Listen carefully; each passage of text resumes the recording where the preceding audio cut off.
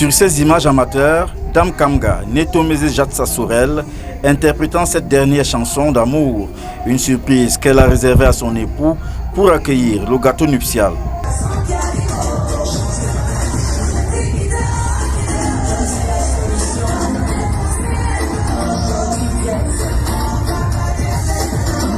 Personne à cet instant, parmi ces centaines d'invités, ne s'attendait à une autre surprise, encore moins le marié, que son épouse, d'à peine quelques heures, quitte la scène de façon aussi tragique.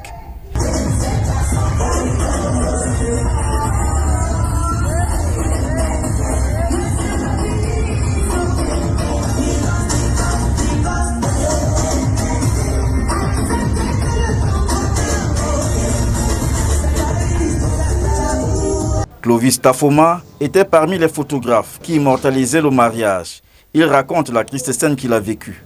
Le mariage s'est bien passé, mais malheureusement, autour de 3h15 par là, la dame s'échange pour pouvoir couper son gâteau. Les deux entrent sur une escorte comme l'habitude. Mais malheureusement, son époux étant assis, elle a pris le micro. Elle s'était mise à chanter. Elle chante, elle invite son époux maintenant sur le podium. Le monsieur descend et commence à fagoter. 10 000, deuxième 10 000, troisième 10 000. La femme s'écoule directement. En urgence, elle est conduite à l'hôpital Adlouchem, tout à côté à Aquanor, dans l'espoir de lui sauver la vie. On arrive à l'hôpital Adlouchem et donc on constaté que peut-être qu'il n'était pas l'auteur.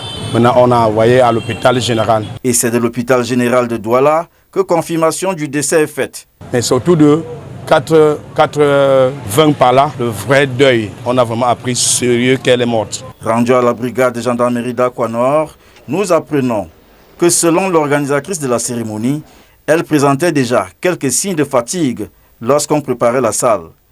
D'abord mis à la morgue, en matinée, le corps va être sorti à la demande du commandant de brigade qui va remarquer qu'elle saignait du nez.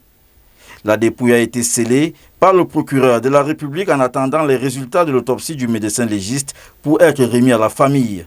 D'après la brigade d'Aquanor, doivent encore être entendus la dame de compagnie de la défunte, sa coiffeuse, sa maquilleuse et quelques filles d'honneur.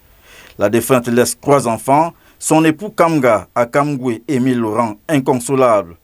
Ici au domicile de ses parents au quartier Koto Baden-Baden, la famille a refusé de s'exprimer. Tous s'accordent tout de même sur une chose, elle se portait bien jusqu'à la cérémonie.